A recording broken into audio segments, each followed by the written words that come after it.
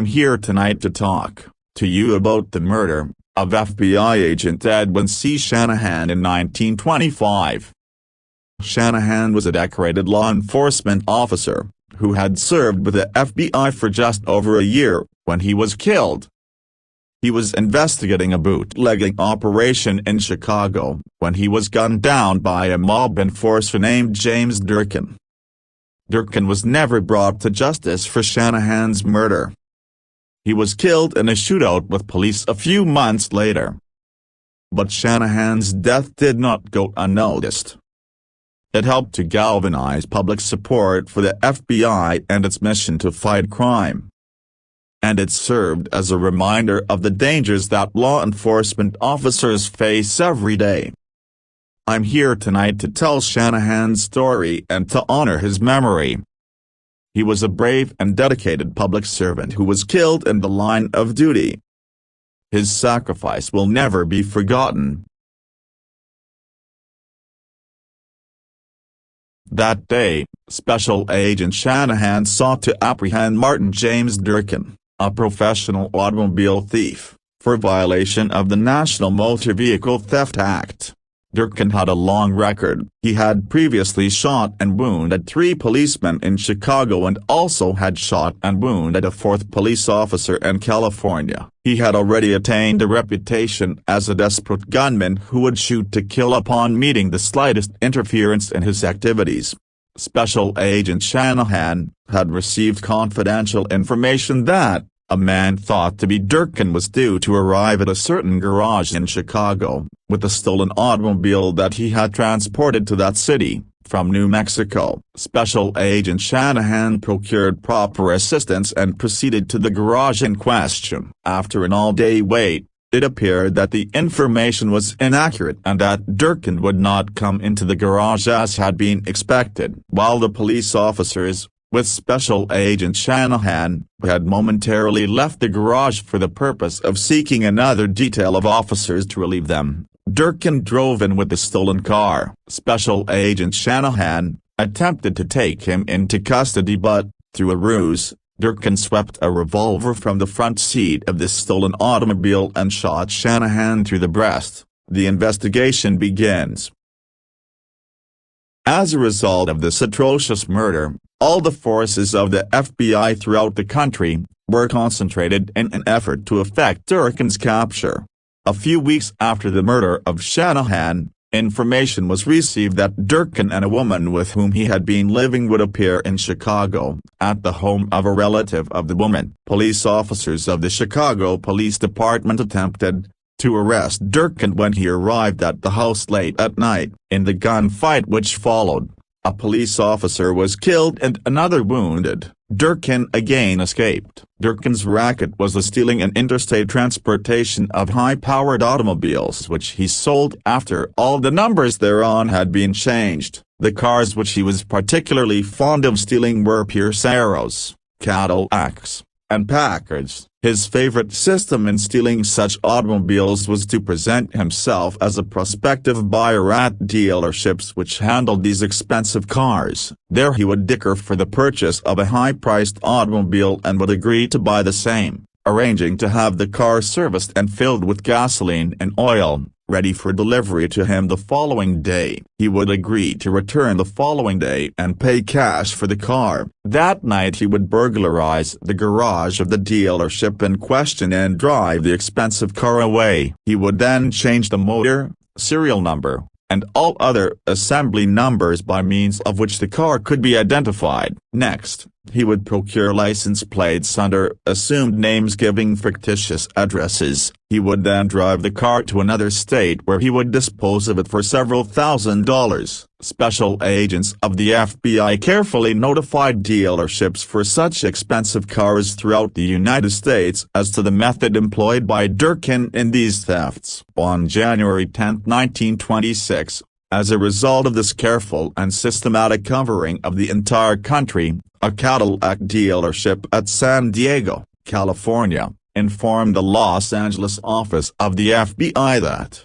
on the night before, a new Cadillac Phaeton with brown California top, green body, and green wooden wheels had been stolen from their showroom under circumstances identical with the system employed by Durkin. The motor, serial, and other assembly numbers on this stolen Cadillac were procured by FBI agents in an effort to stop this car on the theory that perhaps the thief driving it might be Martin Durkin. All roads leading from California to the eastern section of the United States were covered. This systematic covering of all highways was conducted by bureau agents and field offices at Los Angeles, Phoenix, Arizona, Denver, Colorado, El Paso, San Antonio, and Dallas, Texas, and Oklahoma City, Oklahoma. The transcontinental highways leading east were covered by shotgun squads day and night for almost a week to no avail. The Cadillac failed to appear. A close encounter. On Sunday, January 17, 1926, a sheriff in the town of Pecos, Texas noticed a green Cadillac parked on the streets. He accosted the young man who was at the wheel and asked him to identify himself. The young man was a very smooth talker and did not present the appearance of a hard-boiled gunman and murderer. He convincingly told the sheriff that his name was Fred Conley and that he was a deputy sheriff of Los Angeles, California. He almost told the sheriff that he had been employed at Los Angeles as a movie actor and that he was then en route east with his wife. The sheriff asked him to produce papers showing ownership of the Cadillac, and the young man stated that those papers were in his luggage at the hotel. He told the sheriff that he would be glad to go for them and bring them back to the sheriff's office. The sheriff carefully observed the Cadillac before permitting this. He took a record of the motor number, license number, and other assembly numbers on the car and noticed in particular that it had red wooden wheels. The young man was carrying a pistol and had a .44 Winchester in the car, all of which lent color to his story that he was a Los Angeles deputy sheriff, being disarmed by his innocent appearance and clip talk. The sheriff permitted him to go to the hotel in Pecos for the purpose of procuring and exhibiting the papers certifying ownership of the Cadillac. When the young man describing himself as Mr. Fred Conley, a deputy sheriff from Los Angeles, did not return immediately with these papers, the sheriff proceeded to the hotel where he discovered that Mr. Conley had hurriedly entered the hotel, seized his baggage, and accompanied by the woman with whom he was registered, departed from Pecos at a high speed in the Cadillac. Efforts made by the sheriff that day failed to effect the capture of Mr. Conley in this Cadillac car, which the sheriff now believed to be stolen. Numerous car thieves had been captured by the sheriff at Pecos, Texas, and he believed that this was just another thief and did not, at the time, connect him with Martin Durkin, the Chicago gunman, for whom a $1,000 reward was outstanding. However, on this Sunday, January 17, 1926, the sheriff wrote a letter to the field office of the FBI at El Paso, Texas, describing the incident mentioned above and ending his communication with the comment to the effect that the FBI might have something on this bird. The special agent in charge of the office at El Paso, Texas immediately recognized the physical description contained in this letter as being that of Martin Durkin, the murderer of Special Agent Shanahan. The Cadillac touring car which had been stolen in Los Angeles bore assembly numbers entirely different from those on the Cadillac car examined by the sheriff at Pecos, Texas. The wheels of the car driven by Mr. Conley were red, whereas the wheels on the car stolen at San Diego had been green. However, the glibness with which Mr. Conley had evaded the sheriff at Pecos bore the earmarks of Durkin's methods of operation. There was no doubt in the minds of the bureau operatives at El Paso that they were on the right trail. The telegraph and telephone wires were kept hot both east and west in the effort to stop the Cadillac car driven by Mr. Conley and his woman companion. Bureau agents now had the benefit of the changed assembly numbers, as well as the license number on this stolen car. Special agents were dispatched from El Paso to comb the country in the remote western section of Texas known as the Big Bend of the Rio Grande.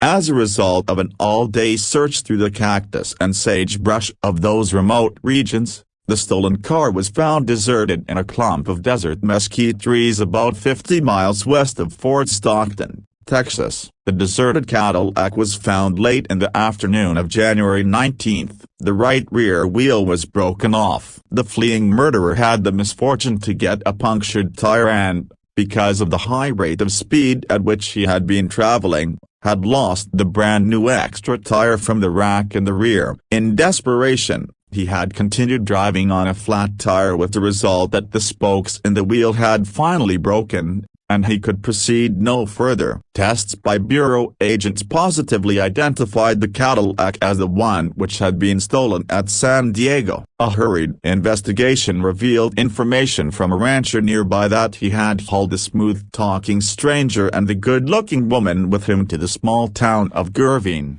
Texas. The stranger had said that they were going to catch a train at Alpine, Texas and the Davis Mountains, about 150 miles to the south, near the Mexican border. Special agents of the Bureau, knowing the fondness of Martin Durkin for the big cities and the nightclubs, were not fooled into believing that he had entered Old Mexico. They believed that he would not care to undergo the hardships of desert travel in that bandit-infested region. Accordingly, the ticket agent of the Southern Pacific Railway in the village of Alpine, Texas was immediately interviewed. Information was obtained from him that a strange man and woman had boarded Southern Pacific train number 110 at 12:12 a.m. on Monday, January 18, 1926, for San Antonio, Texas. From train dispatchers of the Southern Pacific, information was immediately obtained as to the names and addresses of the train conductor and Pullman conductor who had ridden Southern Pacific train number 110 through Alpine on the night in question. The railroad conductor was found at his home in El Paso, and he identified a photograph of Durkin as being the man who got on his train at Alpine at midnight on the 18th and gave a good description of the woman with him. He furnished additional information indicating that Durkin had talked with the Pullman conductor concerning possible connections out of San Antonio, Texas for other points. It was ascertained that the Pullman conductor in question was, on the night of the inquiry, en route on another train between San Antonio and Dallas. The capture. On the morning of January 20, 1926, special agents from the Dallas and San Antonio field office obtained information that a couple using the same baggage check numbers as those which had been used by Durkin and his lady companion out of Alpine, Texas had secured transportation out of San Antonio, Texas on the Texas Special of the M.K.T. Railroad,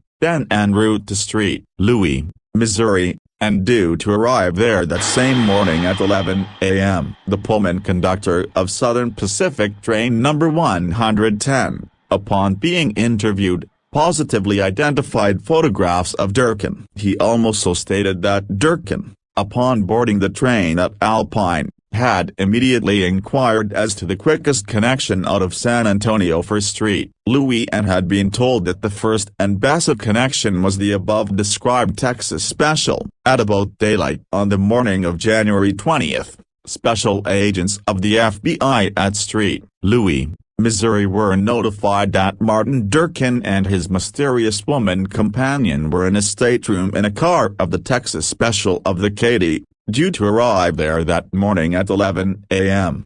The services of the City Detective Bureau of the St. Louis Police Department were procured, and through appropriate arrangements, the Texas Special was stopped at a small town near St. Louis, where the fugitive murderer would have no chance to escape except by running on foot through plowed fields. The train was surrounded, and Bureau agents, accompanied by St. Louis city detectives, dragged the desperate gunman from the stateroom and placed him in irons before he had an opportunity to reach for the weapons that were in his luggage and overcoat. Durkin's fate, because it was not a federal offense to kill a special agent until 1934. Durkin was tried and convicted in state court for the murder of Agent Shanahan and was sentenced to serve a term of 35 years in the penitentiary at Joliet, Illinois. He also was tried in the federal court at Chicago for the interstate transportation of numerous automobiles in violation of the National Motor Vehicle Theft Act. He was convicted on all these charges and was given a term of imprisonment in the federal penitentiary totaling 15 years. Durkin was 25 years of age when he entered the Statesville Penitentiary in Joliet,